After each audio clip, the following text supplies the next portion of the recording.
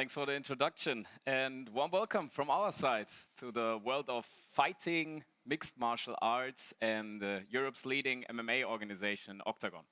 My name is Michael Jesswein. To my right is OKTAGON business veteran Philipp Masurat. And today we are happy to give you a little glimpse into the European fight game, our personal stories, and also the discomfort that lies beneath it.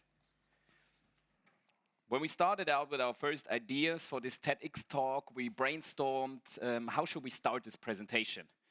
Most business colleagues use a catchy entrance hook or some shocking pictures to set the scene. Well, if you have any kind of history with MMA and also us as an organization, you're aware that we could show you crazy pictures, freak injuries, battered fighters who gave it their all in the ring. But we decided to go a little bit different route today. What we're trying to do with you instead is to prove a single core message. And that is, discomfort is not something to avoid. It is the central driver of personal growth, organizational development in our case, and also professional success. Face your fear. After setting the scene, Philipp will prove this point to you through the perspective of A, our athletes, B, us also as an MMA organization, and C, I'm delighted also to maybe close it today with a personal career story that might sound familiar to you. Why? Pretty simple. I was just in your shoes also a couple of years back. So let's get started, I would say. You'll be the ref today, and maybe the next 15 minutes even leave you inspired to think about your own personal career choices or a moment of discomfort too. So let's jump right in, shortly gather our courage together and shortly set the scene. And imagine just the following fight day scenario with us.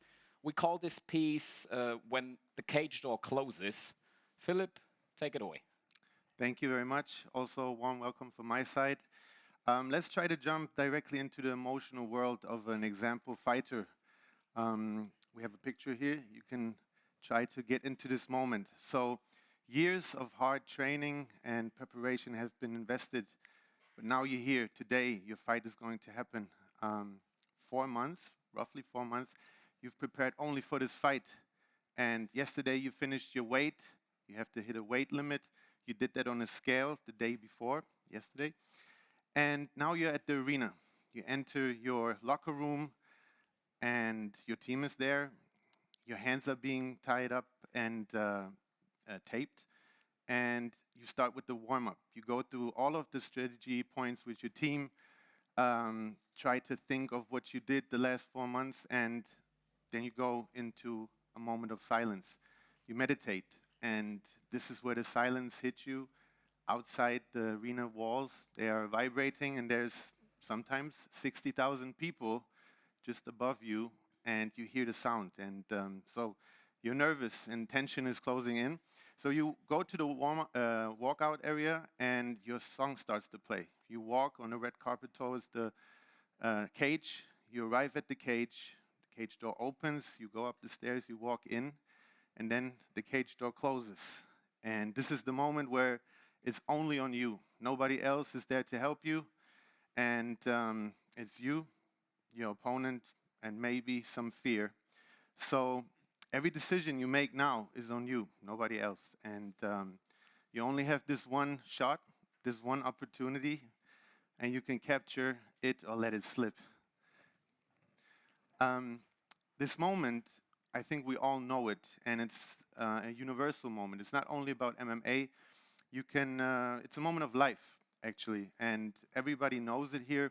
It's before an exam, before a test, before a change in your life, before taking on responsibility, and we generally try to avoid it, the situation of discomfort, but it's not your enemy. It's actually the moment where you excel, where change is being done, where progress is being achieved. So we will show you now our brand identity, which is called Face Your Fear, to underline that a little bit, and look for yourself.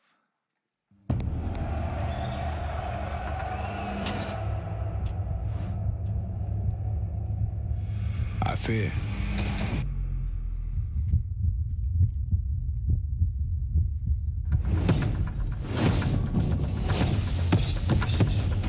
fear losing. I fear not being enough. I fear being too much. Maybe I'm trying too hard. But mostly, I fear not trying at all. So I face it. I face my ego. I face my doubts. I face the silence, the noise. I face my demons, myself. I face the world.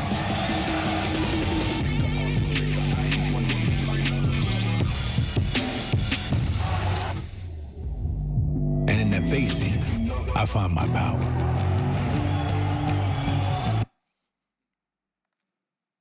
So now you saw it. That's our brand identity, face your fear. And now we jump to the athlete side of things a little bit more and look at MMA and what makes MMA so special. So to summarize it, MMA is the championship of all combat sports. It's combining all of the martial arts there are into one.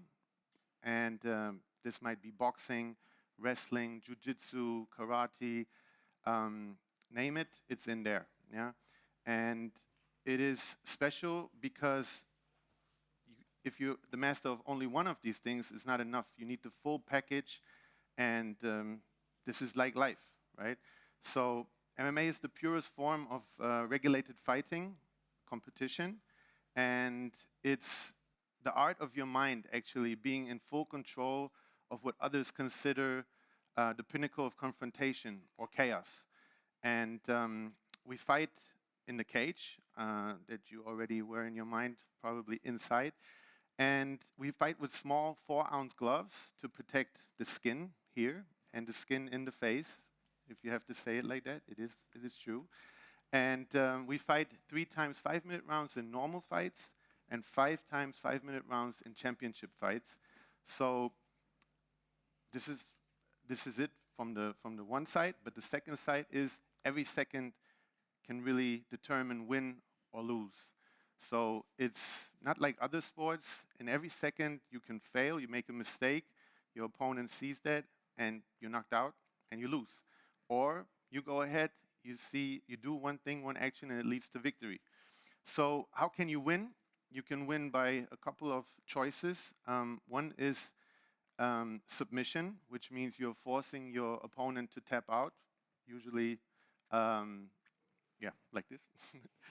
And also by decision, which means all the points of each round are being counted and weighed up against, and over the rounds, somebody has more points and wins. And then we have TKO, technical KO, and KO, the knockout. And if you break it down, fighting in this environment is the purity of life.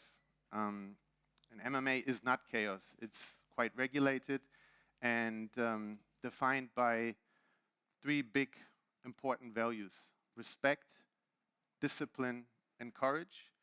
And it sounds quite easy when you talk about it. It's a different monster when you're in it, in this exciting sport. But to be successful here, you have to go through a lot of discomfort.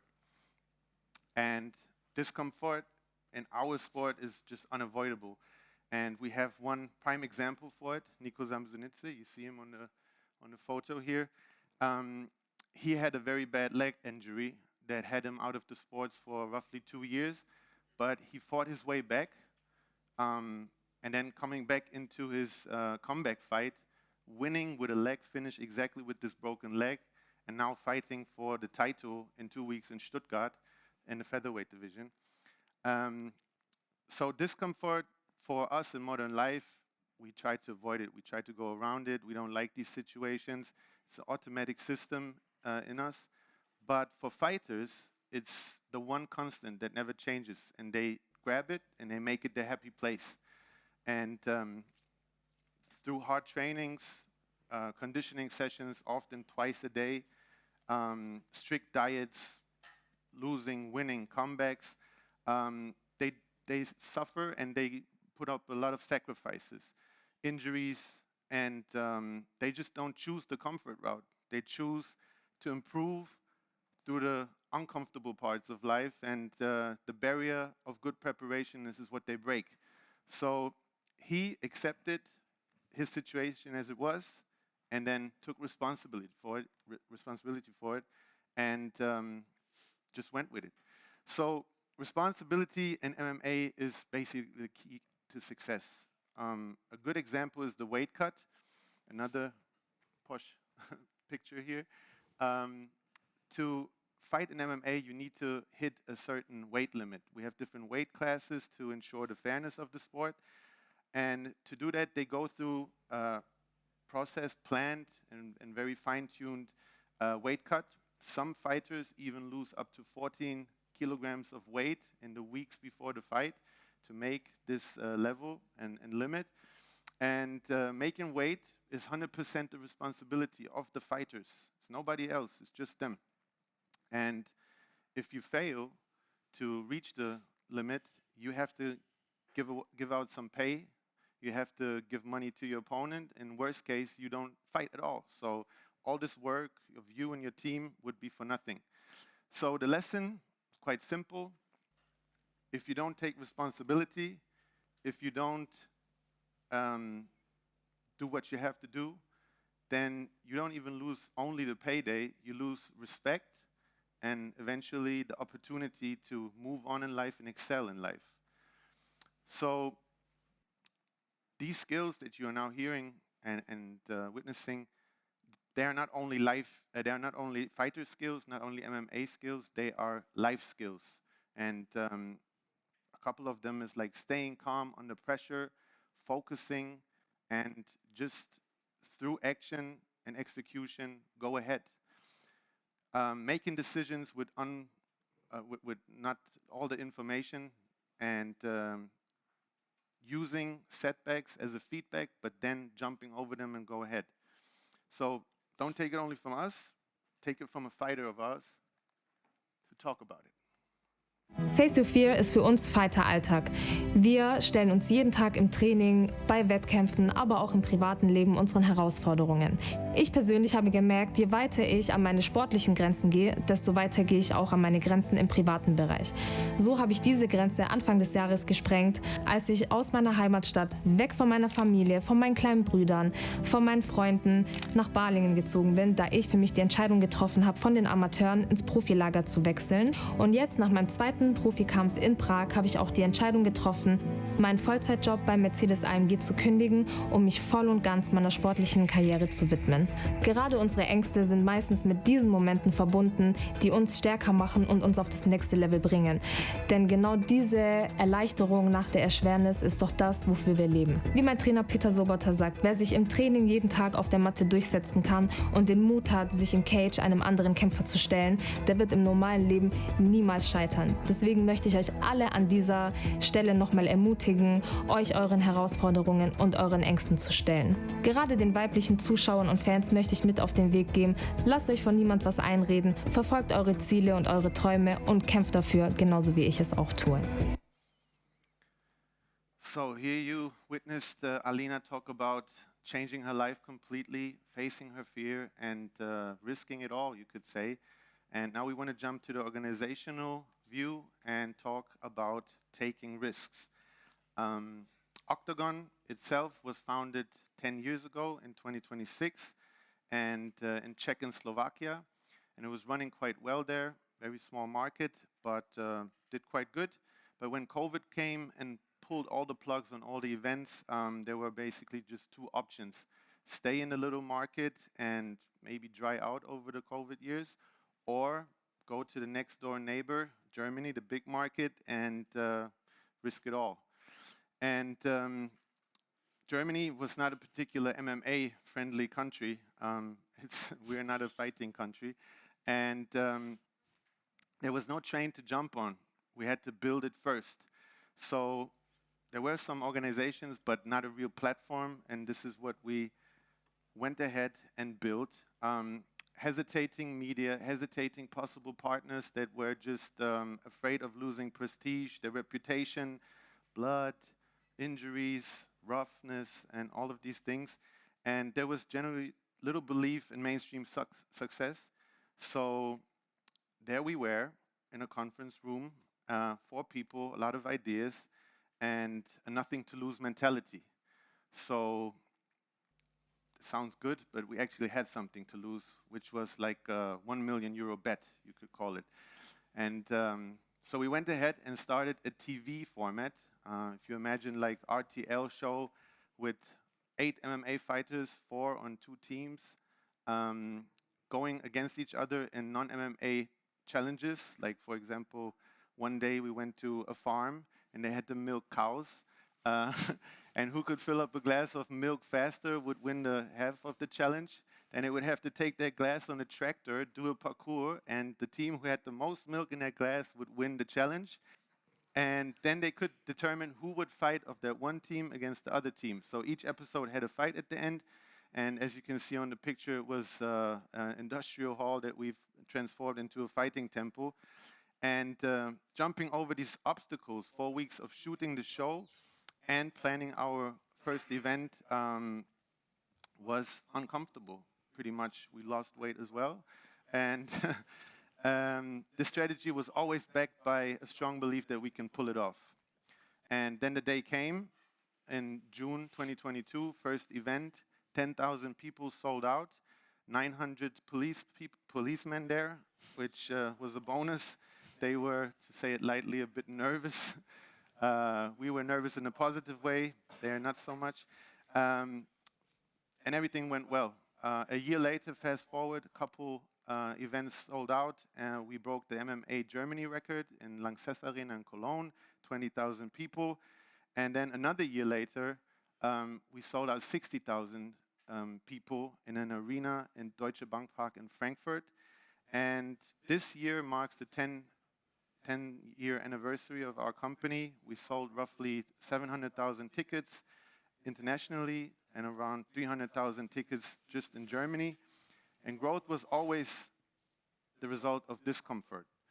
So now we're jumping in the third pillar to career. Thanks, Philipp. All right. We're trying to close it with a little career perspective for all of you because we know we're the business school. So here's my little story. A few years ago, I was sitting where you are. Safe, linear path, studies, internships, consulting, corporate career. I majored in entrepreneurship from a German business school. I had the classical Big Four, startup and consulting internships. And after this, I joined one of Germany's biggest TV corporates at the time as venture capitalist and media investor. Don't get me wrong, it was great at the time and I learned a lot, but something was missing after a couple of years. I was looking for a challenge, something that truly personally excites me, maybe also with a pinch of madness and true growth perspective. Best case also an international setting. So when the chance for me was there to join OKTAGON and the world of MMA, I definitely also had to commit to one thing, choosing uncertainty. And when I told that to my former employer that, hey guys, I'm quitting, I'm going to join a Czech and Slovak cage fighting organization, they were quite surprised. I would say that meant uncertainty. When I told that to my family, they were also uncertain and basically like, what the hell is a cage fighting organization? So I was definitely facing skepticism at the time, changing industries. I was even risking reputation for some people that I talked to. And there was no guarantee for me at all that this would work out. And don't get me wrong, like I joined last year, so there's still a lot of uncertainties and no guarantees, but I wanted to find out, that was for sure. And if you're part of OKTAGON, I would say you'll learn one thing. 6 months can quickly start to feel like 6 years. It's definitely not for the lighthearted. I mean, we're trying to build the biggest combat sports and entertainment brand in Europe. But one thing is definitely clear, you will grow as a person. And looking back, growth followed discomfort for me. The biggest risk, I would say, would not have been failing. The biggest risk would have been never stepping into it and, trying it. In the last year, I've met an amazing amount of truly passionate and driven people from sports, media, event world, and all of them are daring to try together. And I've traveled around Europe.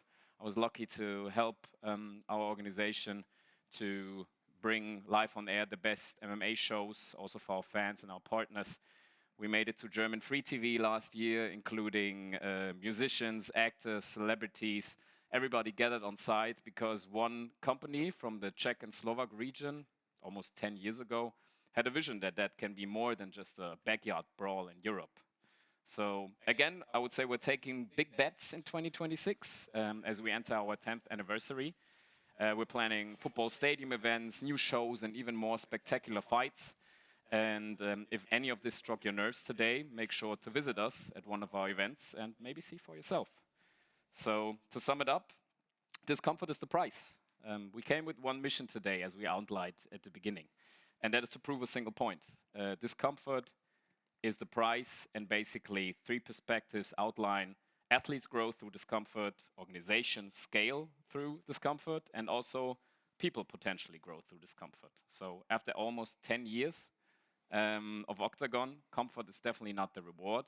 Comfort, I would say, is the price you pay for staying small. So we will leave you today with this final question.